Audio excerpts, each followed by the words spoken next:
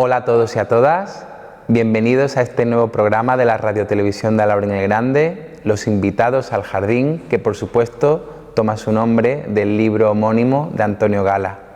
Nuestro primer invitado al jardín va a ser José María Gálvez Farfán y no hemos encontrado mejor lugar para hablar de él y de su obra que la propia exposición que en estos días, en estas semanas y hasta finales de año acoge la sala de exposiciones de la biblioteca de nuestro pueblo, de Alhaurín el Grande. Así que José María, muchísimas gracias por estar aquí, por ser nuestro primer invitado. Muchas gracias a vosotros, esta oportunidad que tengo de exponer aquí en esta sala y esta oportunidad que me habéis brindado de ofrecerme una entrevista para poder, digamos, que explicar mi obra, explicar la personalidad que hay detrás de todo este trabajo y de toda esta exposición y en sí explicar la exposición, porque soy consciente que es una exposición muy densa, con obras muy trabajadas, con un contenido muy condensado y necesito una explicación detrás para que se comprenda mejor la obra. Como tú muy bien señalas, una de las cosas que me interesan a mí y que interesan en este programa es la personalidad que se esconde detrás del artista. Entonces a mí lo primero que me llamó la atención investigando y averiguando un poquito sobre tu vida y sobre tu obra es la cantidad de facetas, la cantidad de mundos que conviven en ti. Y me gustó mucho descubrir que como en el siglo de oro los hombres eran de espada y de pluma, pues en tu caso eres de espada y de pincel porque has sido militar, ¿no? Entonces quería preguntarte cómo llega un militar a convertirse en artista. Bueno, yo creo que la pregunta o la respuesta da un giro, porque es cómo llega un artista a ser militar. Porque yo he tenido muchos vaivenes en la vida, a veces lo he visto como algo negativo, pero ya hoy en día con el transcurso del tiempo te das cuenta de que es todo lo contrario, ¿no? He tenido una vida bastante rica porque es que he tocado muchos palos. En su momento la educación, ¿no?, te va encasillando en que debes de tener una línea a seguir, debes de tener una sola opción. Y mi inquietud siempre ha sido que a mí una opción no me valía, yo necesitaba muchas más opciones. Entonces siempre había tenido la espina de ser artista, siempre desde pequeño dibujaba, pero a la par otras cosas que me atraían más, ¿no? Yo de hecho, una vez que terminé selectividad, hice un primer año de ingeniería, precisamente ingeniería naval, porque me atraía ese campo, me atraía el campo de los números, el campo del diseño. ¿Qué pasó en ese año de carrera? Pues que me di cuenta que me atraía más lo que es el tema del diseño que el tema de los cálculos, que el tema del cálculo de la flotabilidad. ¿Qué hice? Pues di un cambio radical a mi vida y me presenté a las pruebas de Bellas Artes con la buena fortuna de que aprobé y decidí cambiarlo todo, digamos, mi carrera universitaria por estudiar Bellas Artes. Ya dentro de Bellas Artes cogí la opción de restauración, porque me atrajo también mucho, algo que no conocía, y ya la restauración me abrió un mundo más amplio y fue la que, digamos, el hecho de la restauración fue la que me encaminó a esa posibilidad de dedicarme al mundo del arte dentro del mundo militar. Destacas otro punto importante que creo que también puede ser relevante para entender tu obra y creo que es esa faceta de restaurador, ¿no? Entonces quería preguntarte también cómo esa faceta tuya de restaurador se ha volcado en tu propia obra creativa. Los artistas al final todo te marca, ¿no? Dice, ¿qué es lo que me influye? Es que al final te influye todo. La restauración, hombre, en mi obra se ve que hay detrás un restaurador en muchas pinceladas, ¿no? La primera es que me gusta trabajar mucho con el dibujo. ¿Por qué? Porque me di cuenta que después de tanto restaurar, de utilizar diferentes métodos, diferentes técnicas, tienes que investigar el dibujo subyacente que hay en esa pintura, ¿no? Eso se consigue con espectrografía de infrarrojo, con rayos X. Y cuando ves el dibujo subyacente que hay, que es el dibujo originario, que es la mano impronta del propio autor, te das cuenta que ahí es donde radica el autor de verdad, donde radica la obra, donde radica la originalidad, esa primera pincelada, ese primer trazo, ¿no? A veces incluso son más bellos que la propia obra en sí. Entonces, por eso mi reivindicación de utilizar tanto el grafito, utilizar tanto el lápiz, utilizar esa impronta, ese rápido que te da la pincelada o la raya, que eso, digamos que después cuando empiezas, por ejemplo, con el óleo, empiezas a empastar encima de ese dibujo, empiezas a relamir el cuadro una semana, otra semana, yo creo que pierde esa impronta, esa belleza y la esencia de lo que es una obra de arte. Me encanta eso del dibujo subyacente, casi pareciera el título de un poemario, quizá en algún momento te lo robe. En ese proceso que nos estás comentando es muy importante el aprovechamiento de materiales de segunda mano, de materiales que encuentras, ¿no? Entonces me pregunto qué proceso sigues tú para seleccionar qué materiales merecen un rescate, merecen una segunda vida y pueden ser aprovechables para la creación de tu obra. Sí, pues no sé, continuando con la anterior pregunta, como restaurador digamos que tengo ya otra visión, otro tipo de ojo, ¿no? Yo sé seleccionar, voy directamente, yo puedo ir perfectamente a un anticuario, puedo ir a un rastro y sé perfectamente la obra que me llama, la obra que no me llama, porque hay un trabajo detrás de un artesano o porque tiene una belleza decadente que a lo mejor otro ojo no sabe ver.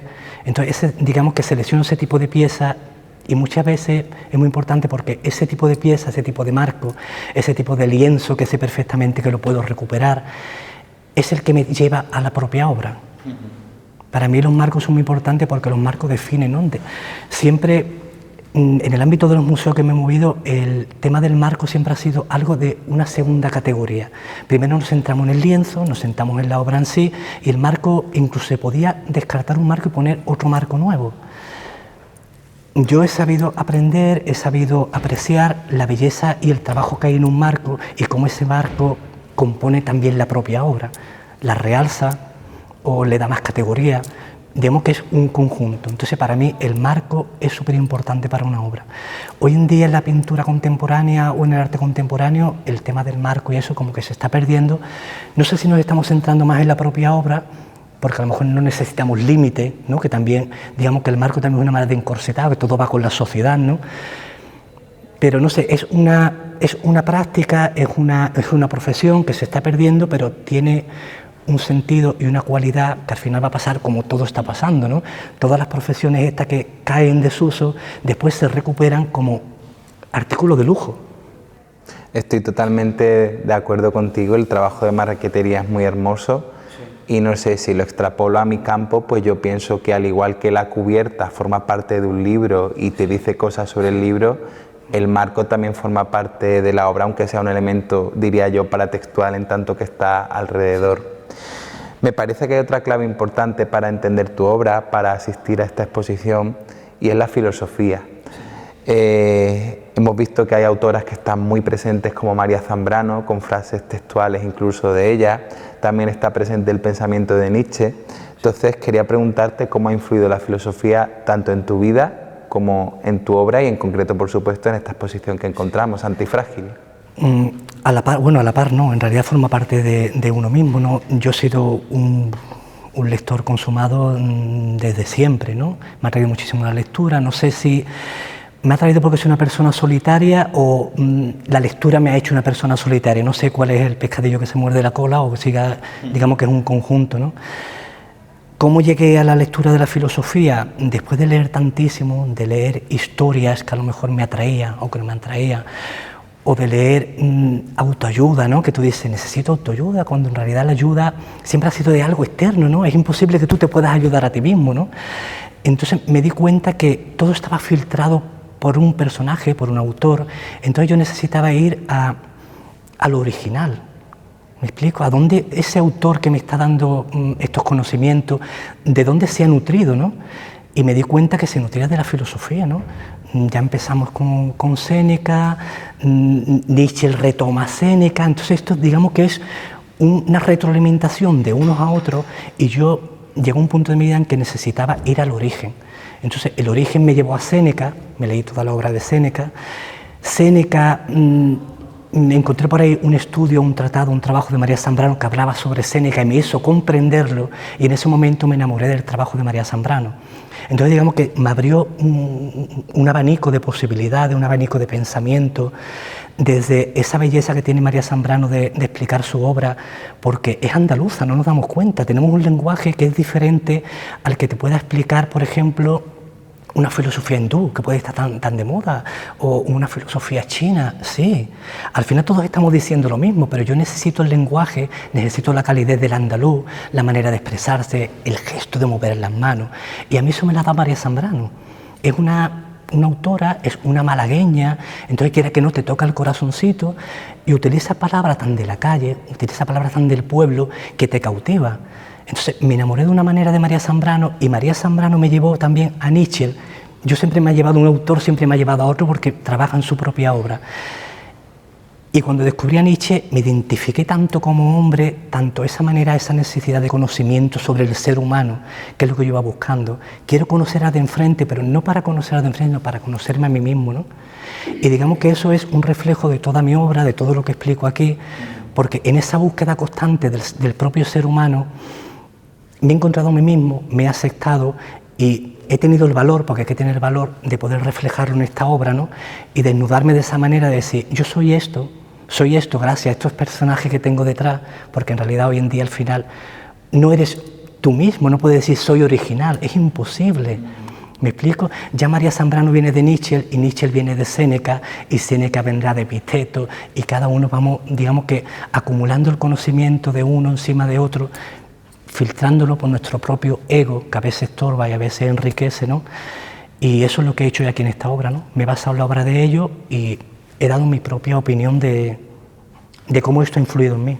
Hay algo que me impresiona mucho en tu caso, y es que aunque se trata de un arte muy plástico, muy visual, sin embargo está absolutamente nutrido de muchísima filosofía, de muchísimo pensamiento y sobre todo de mucha reflexión, que no todos los artistas tienen tanto ese trabajo de autoconocimiento. Entonces, tomando estos polos, el pensamiento, que es algo abstracto, y el arte plástico, que es algo muy concreto, ¿cómo crees tú que se relacionan en tu caso? Y regresando a Zambrano, te pregunto si hay una razón poética en esta exposición, en Antifrágil. Yo creo que la poesía es la base de todo, ¿no? Como la palabra, ¿cuál es el trabajo de un poeta? En realidad es darle forma a esas palabras, unir diferentes palabras, ¿no? Que está muy relacionado con el collage, que yo, digamos que hago poesía a través de los collages, a través de las imágenes, ¿no? Y como la poesía es una manera de traspolar ese pensamiento, ¿no? Unas diferentes palabras que a nadie se hubiese ocurrido, y te estoy mostrando un pensamiento, te estoy creando una sensación, ¿no? Que antes a lo mejor no tenía. Pues yo necesito que mis obras transmitan, que mis obras tengan un trabajo detrás, tengan un pensamiento detrás. Es una obra mía, es mi propio pensamiento que estoy reflejando en ese cuadro, pero es que a ti no te va a llegar ese pensamiento. Tú la vas a hacer tuya y vas a concebir otra cosa. ¿Me explico? Entonces, una obra sin pensamiento, para mí carece de sentido, se convierte al final en un objeto ornamental, que digamos que es una de las corrientes hoy en día que hay en el arte contemporáneo, que al final la obra no es algo que cree sentimiento, que tenga una base trabajada detrás, es simplemente una cosa ornamental que pasa por delante, pero al final no te transmite absolutamente nada, ¿no? ¿Cómo llega a esta conclusión de hacer una obra tan trabajada con tanto? Pues me he nutrido tantísimo, son 20 años en Madrid en los que yo he vivido en Madrid solo, ¿no? Sin mi familia, entonces he invertido mucho tiempo en ver exposiciones, en ir a obras de teatro, y hubo una época en que tuve que dejar de ir a ver exposiciones a galerías o arte contemporáneo, porque es que reflejaba todo lo sucio de la sociedad, todo lo negativo de ese autor, y yo decía, no tengo necesidad de comerme, hablando mal, tus propias mierdas.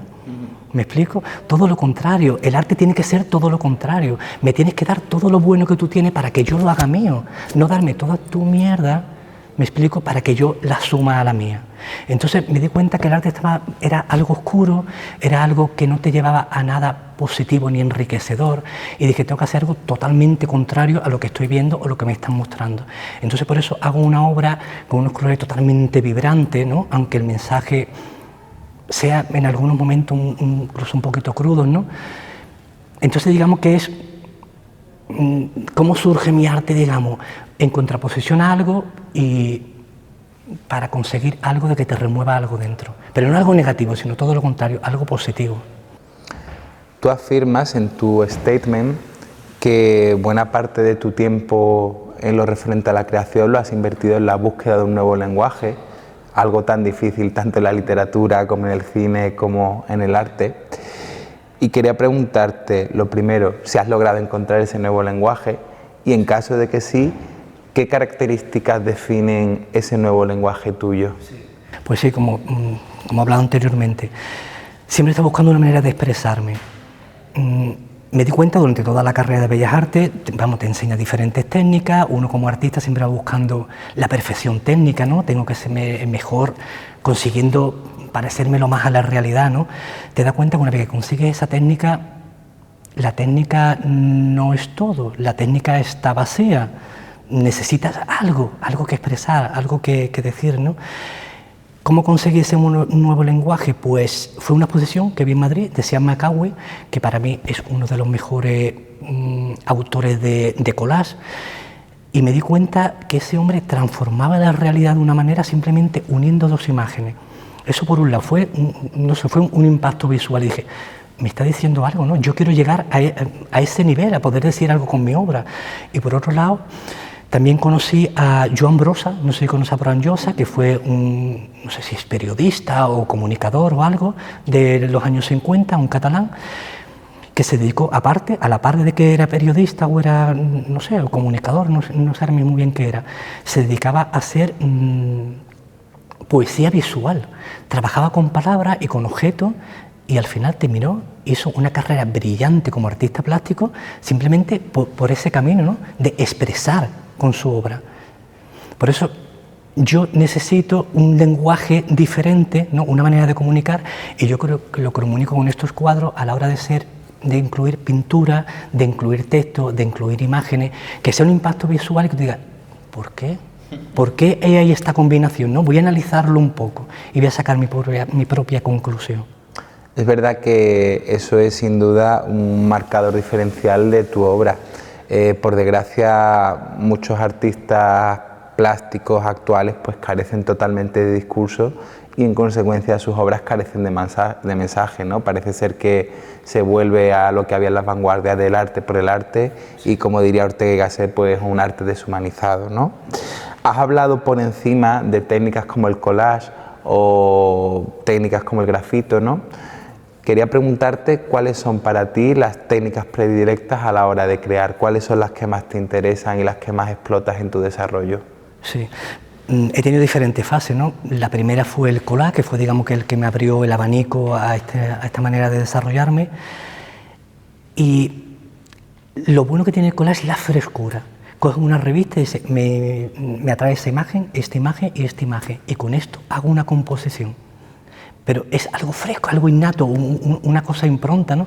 Que al final, ¿qué es lo que se valora en el arte? Se valora esa impronta, esa esencia. ¿Qué valoramos de Velázquez? De Velázquez valoramos esa pincelada que con 4 pinceladas te está definiendo algo, ¿no?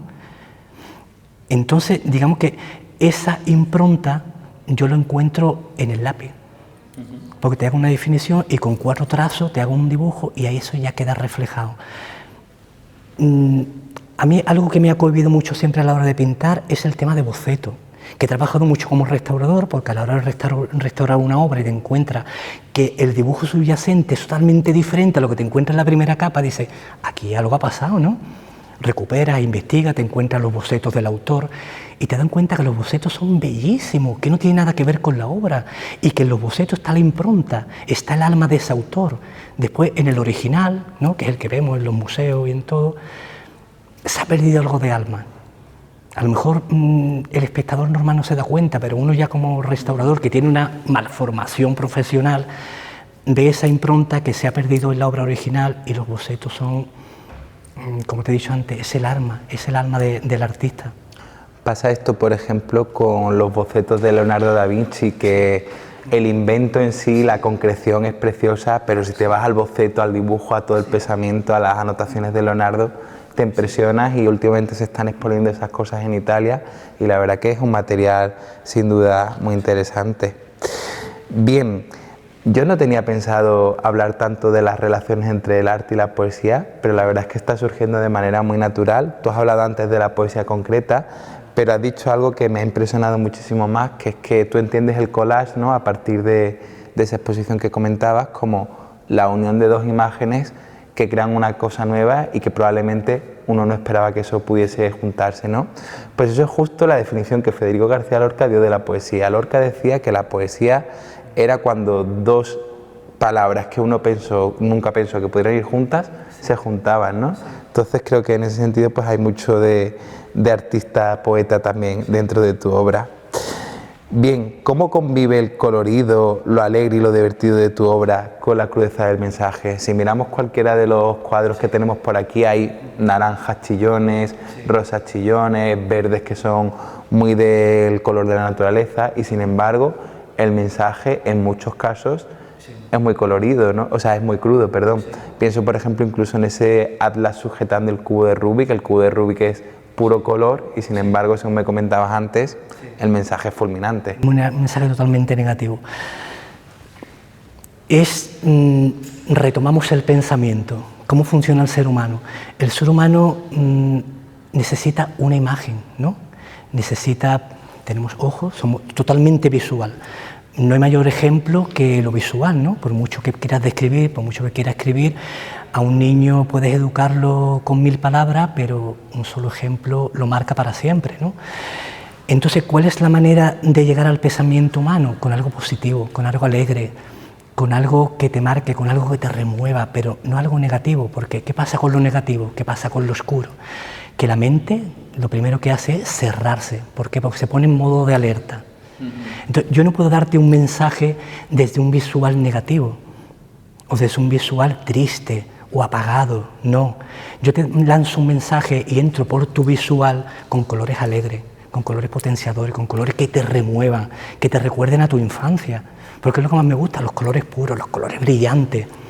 Y una vez que te he captado esa atención, entonces es cuando te puedo meter mi mensaje. Pero no un mensaje negativo ni crudo, es un mensaje para que te muevas, para que hagas. ¿Me explico? Porque retomando el tema de la filosofía, se cree que, o creemos, o yo he creído en algún momento, que leer filosofía es para tener un discurso detrás y una palabra y una frase hecha y poderlo soltarlo en un ámbito, en una reunión. No, no, no, todo lo contrario. La filosofía no te enseña a hablar, la filosofía te enseña a hacer. ¿Me explico? ¿Quieres conocer a alguien? Tienes que mirar sus actos, tienes que mirar cómo hace, tienes que mirar cómo actúa, ¿no? Entonces, digamos que ese es mi objetivo, ¿no? Yo he hecho una manera de hacer, quiero llegar con ese colorido y después te quiero dar un mensaje para que te muevas, para que espabilas y para que hagas cosas, porque estamos en una sociedad en la que nos sentamos en el sillón y queremos que todos nos lo den hecho. Me meto en Netflix a ver la vida de los demás, pero ¿y mi propia vida dónde está? ¿Me explico? Somos meros espectadores, no.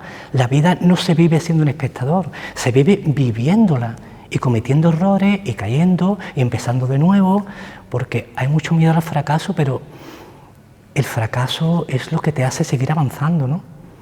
Bueno, esa es mi filosofía, es donde he llegado después de tanto leer y sigo cometiendo errores, a veces los mismos errores, cada vez cometo menos los mismos errores, pero intento dejar todo eso plasmado en mi obra.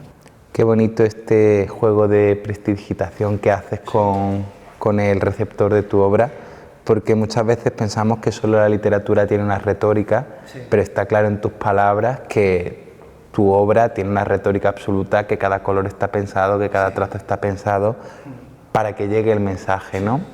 Si observamos la exposición, pues vemos temas como el capitalismo, la alienación.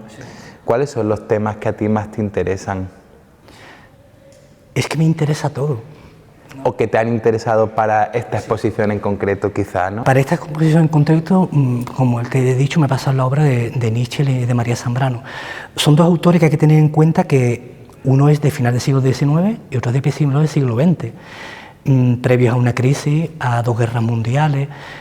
Era un periodo de cambio, un periodo de crisis, como bien he dicho, y te das cuenta que toda esa verdad que hay detrás de esos escritos tienen muchísimo paralelismo con la época actual, pero no porque sea una época negativa, sea una época de crisis, sino porque yo creo que el ser humano ha estado siempre en una crisis constante, porque es que somos cambio.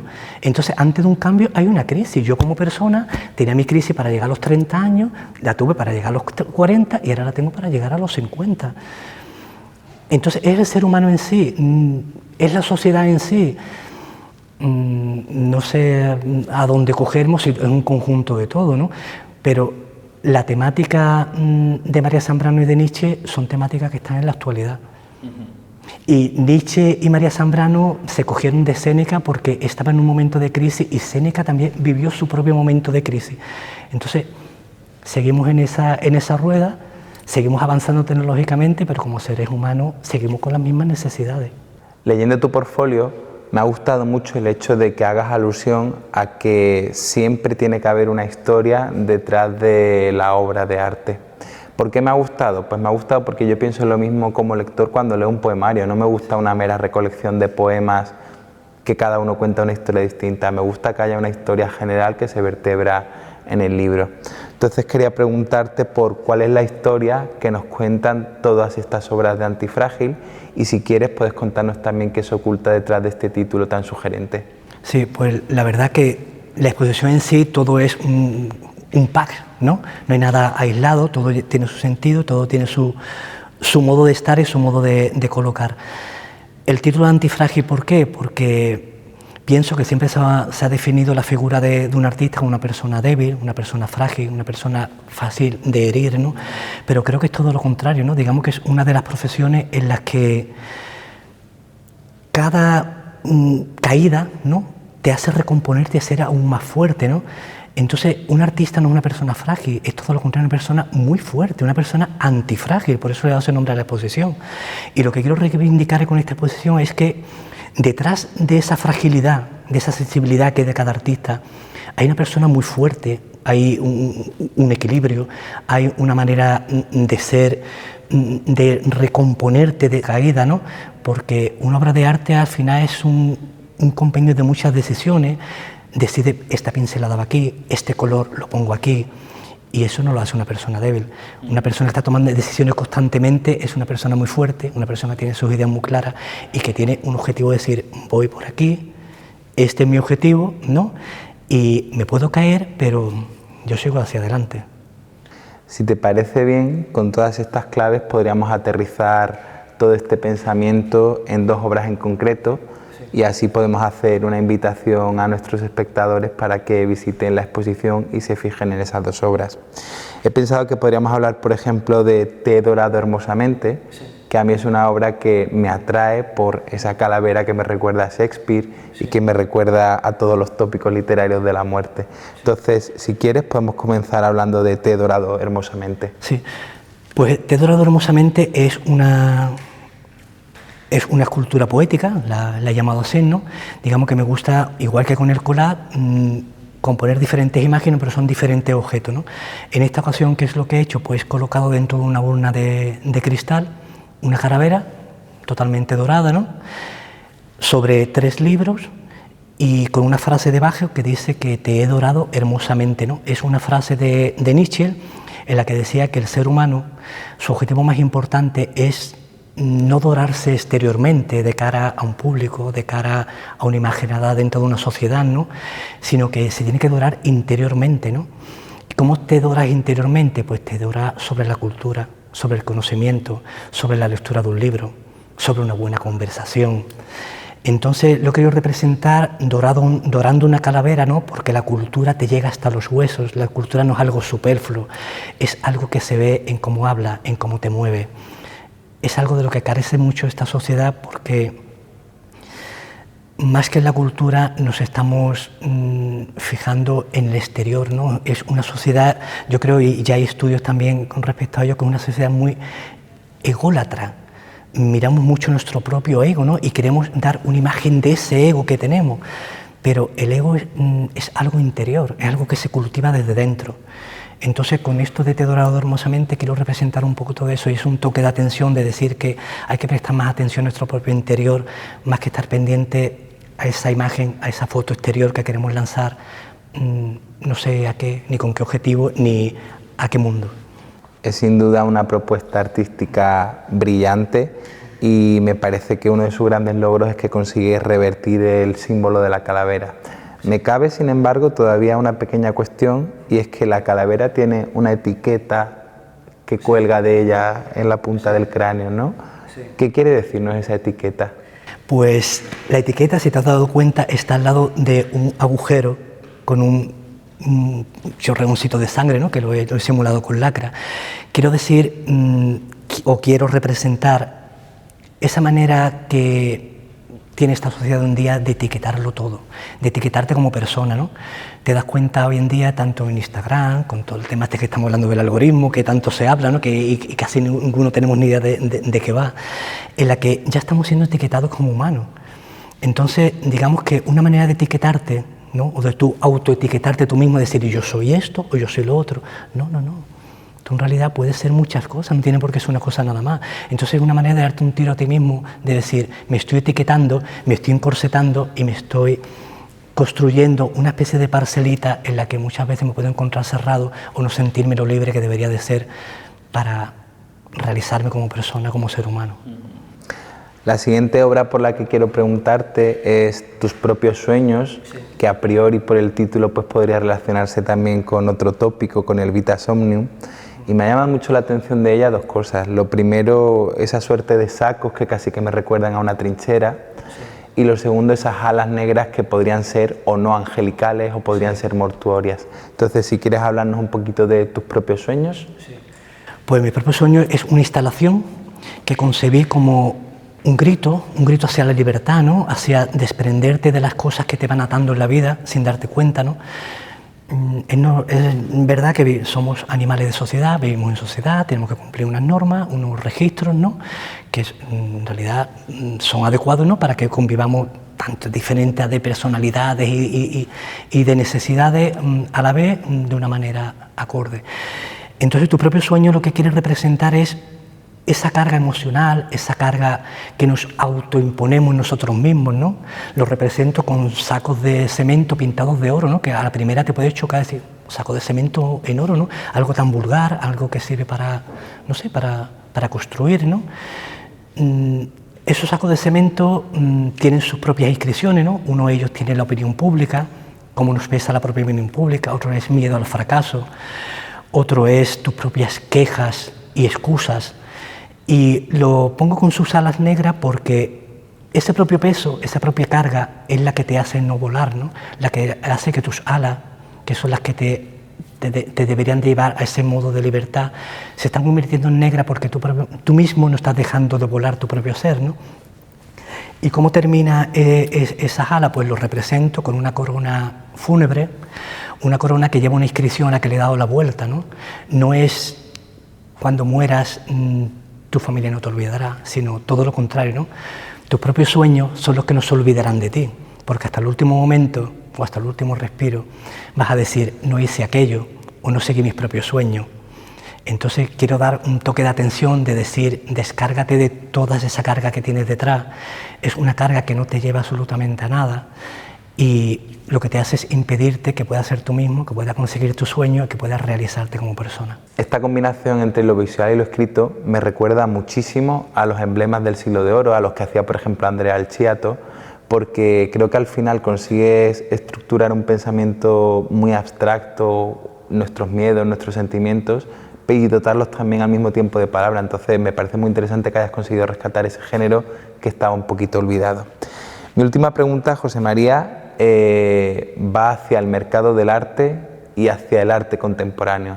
¿Qué opinión te merece a ti la situación actual del arte y este mundo en el que vivimos, en el que de repente hay alguien que ha pagado 6 millones por una banana con una pegatina? Sí, pues, ¿qué te puedo decir? Es que es una contradicción en sí misma, una contraposición.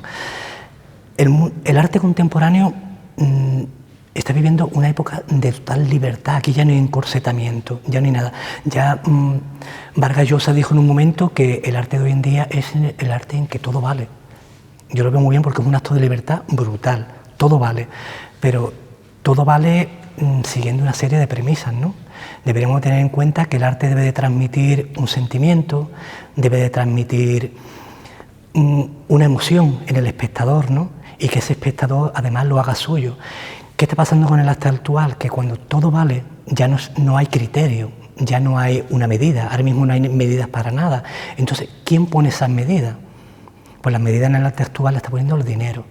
¿Y quién hay detrás de ese dinero? Pues hay 4 galeristas que son los que mueven el mercado del arte, que son los que dicen esta obra vale, y al no haber criterio, entonces no se sabe ni lo que es bueno, ni lo que es malo, ni lo que es mediocre.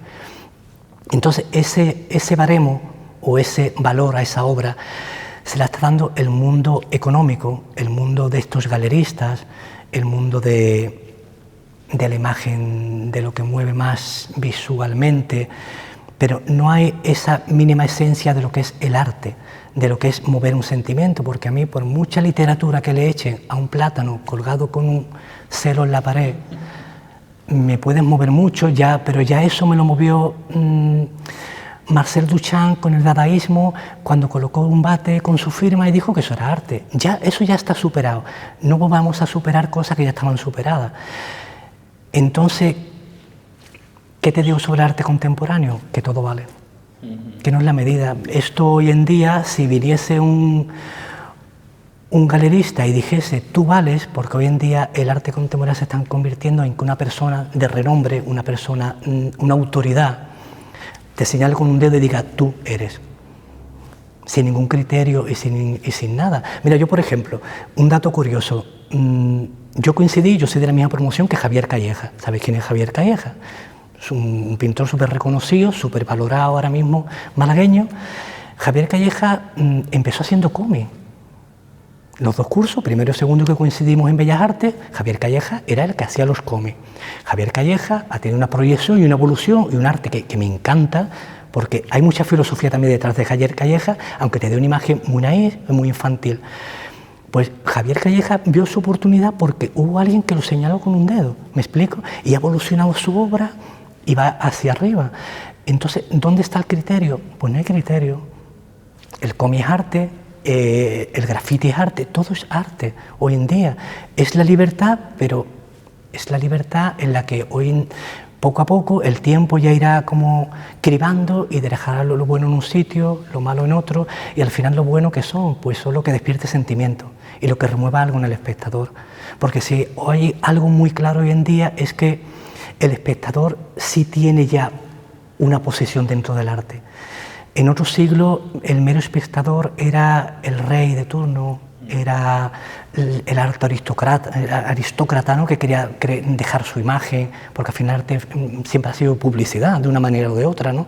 Pero hoy en día ya eso no existe, entonces es el espectador el que tiene su última voz de decir esto me llega y esto no me llega. En contra de todo eso, José María, yo creo que ha quedado claro que tu obra sí tiene mucho criterio, sí. Y yo no seré galerista, pero considero que tú sí vales. Vale, gracias, muchas gracias. Sí. Muchísimas gracias, José María, por haber estado aquí hoy con nosotros y muchísimas gracias a todos los espectadores por estar en este primer programa de los invitados al jardín. José María Gálvez, gracias por ser nuestro primer invitado y por mostrarnos todo tu jardín y todas las flores que nos rodean en esta magnífica exposición en Antifrágil. Muy bien, pues nada, muchas gracias por esa oportunidad y invito a todo el que quiera pasarse a ver la exposición y nada, espero haber dejado este ciclo que abres de entrevistas a un nivel acorde para lo que quieres transmitir con tu entrevista, ¿no? Lo que quieres descubrir de la gente de la Oriel Grande o de todo el personal que se vaya sentando en este sillón. Pues muchas gracias. Gracias.